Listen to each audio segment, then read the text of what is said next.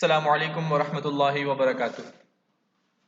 Class matric chapter number 3 kinematics का आज हम बकिया हिस्सा पढ़ेंगे। पिछले वीक में हमने इसकी कुछ चीज़ें आपके साथ डिस्कस की थी, जिसमें काइनेमेटिक्स क्या होता है, एक्सेलरेशन क्या होती है, वेलोसिटी क्या होती है, डिस्टेंस डिस्प्लेसमेंट क्या होता है। इन तमाम चीज़ों को हमने अच्छे से पढ़ा था।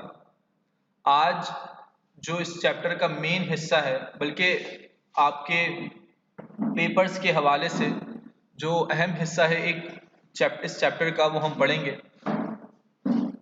सबसे पहले हम पढ़ेंगे फर्स्ट इक्वेशन ऑफ मोशन। आपको ये बताता चलें कि इक्वेशन ऑफ मोशन असल में है क्या और इसकी ज़रूरत क्या है। इक्वेशन ऑफ मोशन को इसलिए तरतीब दिया गया, इसलिए इसको बनाया गया कि इसके ज़रिए से हम वेलोसिटीज़ को मालूम कर सकें। इसके ज़रिए से हम बॉडी में पैदा होने वाली वेलोसिटीज़, चाहे वो फाइनल हो चाहे वो इनिशियल हो, और उसमें लगने वाली एक्सेलरेशन और उसमें लगने वाला टाइम, इन तमाम चीज़ों को मालूम कर सके। इसलिए इक्वेशंस ऑफ मोशंस को तरतीब दिया गया। सबसे पहले बात करेंगे फर्स्ट इक्वेशन ऑफ मोशन की। कहते हैं consider an object is moving with uniform acceleration a. कह रहे तसव्वुर करें एक ऑब्जेक्ट है। फिजिक्स के अंदर ऑब्जेक्ट बमाना कोई सी भी चीज हो सकता है, चाहे वो आपकी गाड़ी है, चाहे वो आपका पेन है, चाहे वो आपका मोबाइल है, कोई भी चीज वो ऑब्जेक्ट होती है। कह रहे कंसीडर करें an object is moving with uniform acceleration a. एक बॉडी है, एक ऑब्जेक्ट है जो कि मूव कर रही है यूनिफॉर्म एक्सीलरेशन के साथ। उस एक्सीलरेशन का हमने नाम दिया a. And its velocity change from initial velocity v i to final velocity we f. और उसकी वेलोसिटी चेंज हो रही है। कहाँ से चेंज हो रही है? वी आई यानी इनिशियल वेलोसिटी, जिसको हम वी आई कहते हैं, to final velocity we F. यानी एक बॉडी स्टार्ट हुई, जब स्टार्ट हुई तो उसकी वेलोसिटी वी आई थी, और जब वो थोड़ा सा आगे गई और आगे जाकर रुकी तो जहां रुकी उसकी वो वेलोसिटी फाइनल होगी, क्योंकि वो आखिरी वेलोसिटी है इन टाइम इंटरवल टी। अब उस दौरान जब वेलोसिटी चेंज हुई तो कोई ना कोई वक्त लगा, और उस वक्त को, उस टाइम को हमने नाम दिया टी का। एक्सीलरेशन की डेफिनेशन के मुताबिक जो हमने लास्ट वीक डिस्कस की थी, उसमें ये डिस्कस किया था कि एक्सीलरेशन बराबर होती है V F minus we I upon T. यानी अगर आप एक्सीलरेशन को मालूम करना चाहें तो वो बराबर होगी वी एफ माइनस वी आई। यानी आप फाइनल वेलोसिटी में से माइनस करें इनिशियल वेलोसिटी और उसको डिवाइड करा दें टाइम से, तो आपके पास जो आंसर आएगा वो एक्सीलरेशन का होगा। अब इन दोनों साइड को आप मल्टीप्लाई कराएं टी से, multiplying both sides by T.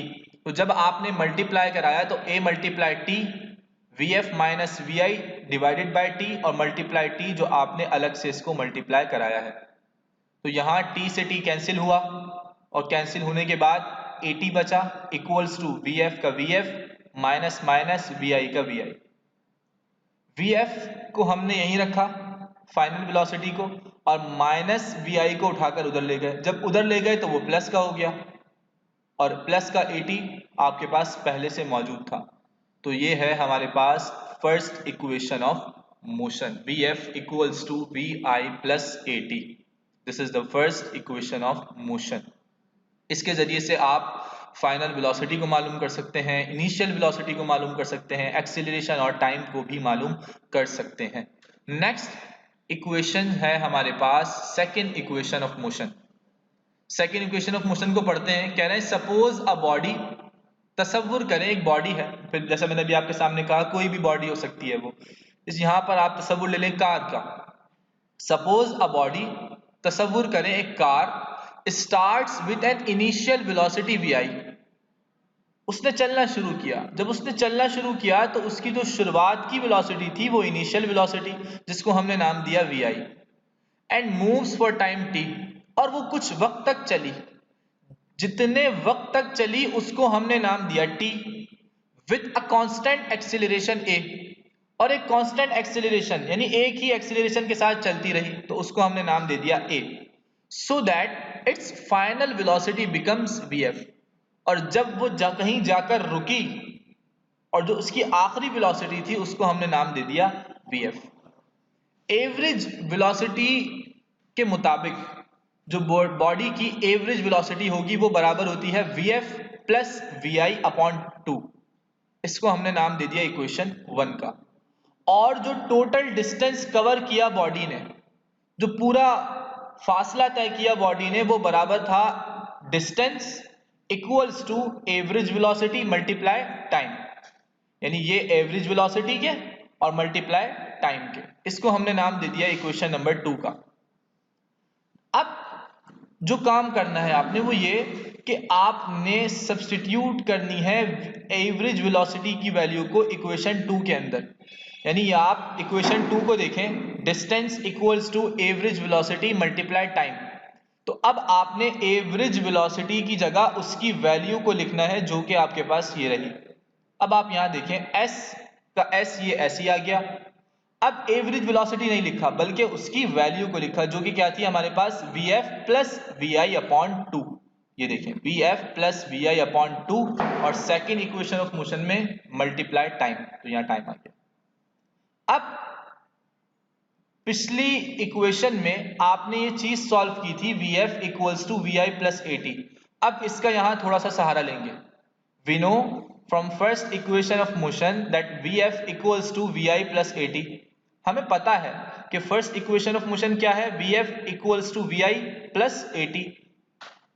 Now put the value of vf in equation 3।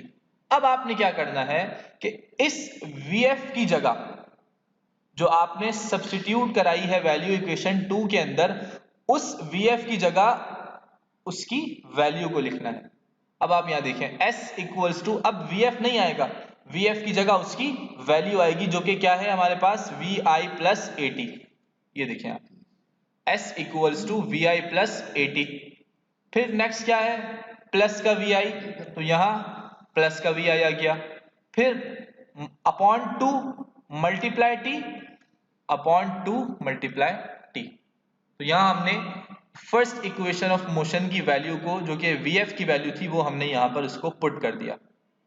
अब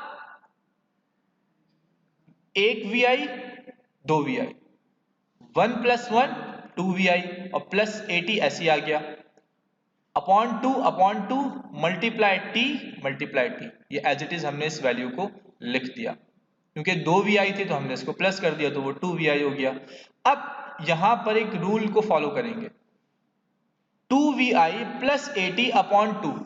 ये जो 2 है ये इस 2vi के नीचे भी है और इस 80 के नीचे भी है। अगर मैं इसको अलग अलग करके लिख दूं तो कोई मुश्किल पेश नहीं आएगी। तो मैंने इसको क्या किया, 2vi अपॉन 2 यहां लिख दिया, प्लस का प्लस ऐसे आ गया और 80 अपॉन 2 मेरे पास यहां ऐसे आ गया। क्यों? क्योंकि ये 2 इन दोनों के ऊपर था। तो अगर मैंने इसको अलग अलग करके लिख दिया तो कोई मसला नहीं है, और मल्टीप्लाई टी ऐसे आ गया। अब 2 से 2 यहां पर कैंसिल, तो क्या बचा, VIT प्लस का प्लस ऐसी 80 स्क्वायर अपॉन 2। अब ये VI और 80 इस T से मल्टीप्लाई हो रहा है, तो VI जब T से मल्टीप्लाई हुआ तो VIT हो गया और 2 यहां पर कैंसिल हो गया था। प्लस का प्लस ऐसे आ गया, 80 मल्टीप्लाई T, तो A का A ऐसी और T और T क्योंकि बेस सेम थी, इसके ऊपर पावर 1 इसके ऊपर पावर 1, तो वो क्या हो गया, T का स्क्वायर हो गया और 80 अपॉन 2 ऐसे आ गया। तो S equals to VIT plus 80 square upon 2, या इसको हम ऐसे भी लिखते हैं कि S equals to VIT plus half 80 square. जब आप 1 से 80 स्क्वायर को मल्टीप्लाई करेंगे तो आपके पास सूरत यही बन जाएगी। तो ये है हमारे पास सेकंड इक्वेशन ऑफ मोशन। उम्मीद करता हूं आपको समझ आई होगी। नेक्स्ट हमारे पास जो इक्वेशन है वो है third equation of motion. Third equation of motion को देखते हैं। कह रहे हैं सपोज, तसव्वुर करें, फिर वही बात, a body starts with an initial velocity vi। यहां पर भी जो बॉडी स्टार्ट हो रही थी वो vi से हो रही थी, यहां पर भी जो बॉडी स्टार्ट हो रही है वो vi से हो रही है, and moves for time t, और वो चली कुछ देर तक, उस वक्त को हमने नाम दिया यहां पर t, with constant acceleration a, और जो उसकी एक्सेलरेशन थी वो एक ही रही जिसको हमने नाम दिया a का, so that it's final velocity becomes vf। तो a equals to vf minus vi upon t, जो हमने एक्सेलरेशन के अंदर फॉर्मूला पढ़ा था वो आपको याद होगा। अब आप यहां देखें दोबारा, बॉडी जब चलना शुरू किया उसने तो उसकी इनिशियल वेलोसिटी vi को हमने नाम दिया, और फिर वो कुछ वक्त तक चली, जिस वक्त तक चली उसको हमने नाम दिया t का, विथ कांस्टेंट एक्सेलरेशन a, और जो उसमें एक्सेलरेशन प्रोड्यूस हुई थी वो कांस्टेंट थी, तो उसको हमने एक्सेलरेशन को नाम दिया यहां पर a का, so that it's final velocity becomes vf। तो अब जो उसकी आखिरी वेलोसिटी होगी वो क्या होगी, vf होगी, जिसको हमने नाम दिया vf का। Average velocity of the body, पिछली इक्वेशन में भी आपने इस फॉर्मूले को पढ़ा था कि एवरेज वेलोसिटी बराबर होती है vf प्लस vi अपॉन 2 के, इसको आपने नाम दिया इक्वेशन नंबर 1 का। अब जो टाइम लगा वेलोसिटी के चेंज होने में उसको हमने फॉलो किया इस फॉर्मूले के मुताबिक। इस फॉर्मूले के मुताबिक हमने टाइम को लिया, t को हम इक्वल्स टू के उधर ले गए तो वो मल्टीप्लाई a हो गया। अब जब मल्टीप्लाई a था, जब वो इक्वल्स टू के इस तरफ आएगा तो वो डिवाइड में आएगा, तो यहां देखें a डिवाइड में है, ये देखें t equals to vf minus vi upon a।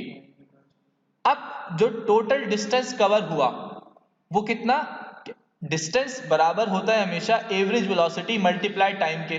तो अब क्या करेंगे, एवरेज वेलोसिटी की वैल्यू को और t की वैल्यू को इक्वेशन नंबर 3 के अंदर, यानी इस इक्वेशन के अंदर हम इसको पुट कर देंगे। जब हम पुट करेंगे तो हमारे पास कुछ सूरत हाल ये बन जाएगी कि s का s ऐसे आ गया, एवरेज वेलोसिटी की जगह उसकी वैल्यू को लिखना है, जो कि वैल्यू हमारे पास यहाँ पर है vf प्लस vi अपॉन 2। हमने इसको एवरेज वेलोसिटी की जगह इसको यहाँ पर पुट कर दिया। मल्टीप्लाई का मल्टीप्लाई ऐसे ही, और t नहीं लिखा बल्कि t की वैल्यू को लिखा, जो कि हमारे पास vf minus vi upon a थी, हमने उसकी जगह उसकी वैल्यू को पुट कर दिया। अब आपको एक फॉर्मूला याद होगा कि a प्लस बी और a माइनस बी बराबर होता है a square minus B square के। ये छोटी क्लासेस में आप 7-8 के अंदर इस फॉर्मूले को पढ़ते आए होंगे। तो अब आप यहां देखें कि ये 2 डिवाइड में है और ये a डिवाइड में है, तो जब इस 2 को उधर लेके जाएंगे और a को उधर ले जाएंगे तो 2as हो जाएगा, तो यहां हमारे पास 2as हो गया। अब आप यहां देखें a plus B a minus B,